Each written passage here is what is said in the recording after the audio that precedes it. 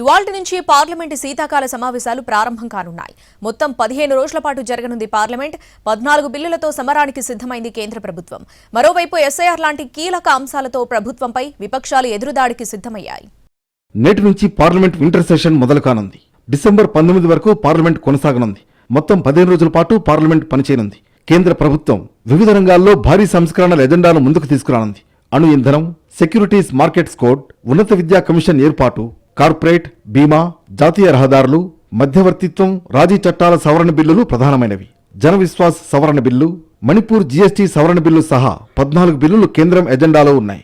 చండీగఢ్ను article 240 పరిధిలోకి తెచ్చే 131వ రాజ్యాంగ సవరణ బిల్లును సమావేశాల ఎజెండాలో చేర్చినప్పటికీ ప్రతిపక్షాలు, విభిన్న వర్గాల నుంచి వ్యతిరేకత రావడంతో ప్రస్తుతానికి దాన్ని పక్కన పెట్టింది.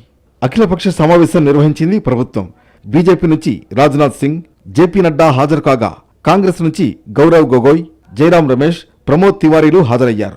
36 పార్టీల నుంచి 50 మంది ఎంపీలు అఖిలపక్ష సమావేశంలో పాల్గొన్నారు.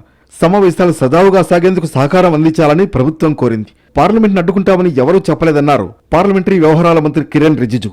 సర్ విషయంలో నిరసన తెలుపుతామని కొన్ని పార్టీలు చెప్పాయన్నారు. पार्लियामेंट नहीं चलेगा ऐसा किसी ने नहीं कहा या चलने नहीं देंगे ऐसा भी किसी ने नहीं कहा.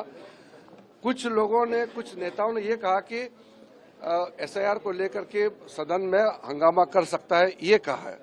मैंने पॉजिटिव तरीके से ये आपके सामने में आपके माध्यम से कह रहा हूँ कि अपोजिशन का बात हम सुनने के लिए तैयार है. ఏపీలో ఆక్వా రైతుల సమస్య, విశాఖపట్నం స్టీల్ ప్లాంట్పై చర్చకు వైసీపీ డిమాండ్ చేసింది. స్టీల్ ప్లాంట్ ప్రైవేటీకరణను ఆంధ్రప్రదేశ్ ప్రజలు వ్యతిరేకిస్తున్నారని వైసీపీ ఫ్లోర్ లీడర్ మిథున్ రెడ్డి చెప్పారు. ఆంధ్ర రాష్ట్రంలో ఈ అమెరికన్ టారిఫ్స్ విధించిన తర్వాత ఆక్వా ఫార్మర్స్ విపరీతంగా దెబ్బతినడం జరిగింది. అందరూ కూడా ఈరోజు వాళ్ళ వ్యాపారాలన్నీ కూడా మూసేసే పరిస్థితుల్లో ఈరోజు మనం చూస్తా ఉన్నాము. వాళ్ళందరినీ కూడా ఆదుకోవాలి, దానిపైన స్పెషల్ డిస్కషన్ పెట్టాలని చెప్పి కూడా మేము కోరడం జరిగింది. అదేవిధంగా విశాఖపట్నం స్టీల్ ప్లాంట్ పైన క్లారిటీ ఇవ్వాలి, దానిపైన ఒక డిస్కషన్ జరగాలి. ఓటర్ల జాబితాల ప్రత్యేక సమగ్ర సవరణ, ఓట్ల చోరీ అంశాలపై ప్రతిపక్షాలు సభలను అడ్డుకోవడం ఖాయంగా కనిపిస్తోంది. 9 రాష్ట్రాలు, కేంద్రపాలిత ప్రాంతాల్లోని మొత్తం 321 జిల్లాల్లో 1843 అసెంబ్లీ నియోజకవర్గాల పరిధిలో జరుగుతున్న రెండో దశ సర్పై నిలదీసే అవకాశం ఉంది.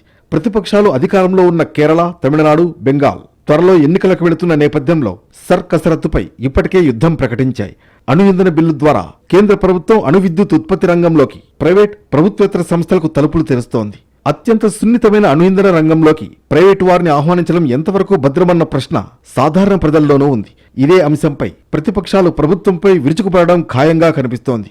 ఉన్నత విద్యారంగంలో అతిపెద్ద సంస్కరణగా చెప్పుకునే హయ్యర్ ఎడ్యుకేషన్ కమిషన్ బిల్లు కూడా దుమారం రేపే సూచనలున్నాయి. ప్రస్తుతం సాధారణ, సాంకేతిక విద్యారంగాలను నియంత్రిస్తున్న యూజీసీ, ఏఐసిటిఈ, ఎస్సిటిఈల స్థానంలో కొత్తగా ఉన్నత విద్యా కమిషన్ ఏర్పాటు చేయబోతోంది. దీనివల్ల ఉన్నత విద్యారంగంపై కేంద్రం ఆధిపత్యం పెరిగి రాష్ట్రాల ప్రాతినిధ్యం తగ్గిపోతుందన్న ఆందోళన వ్యక్తమవుతోంది.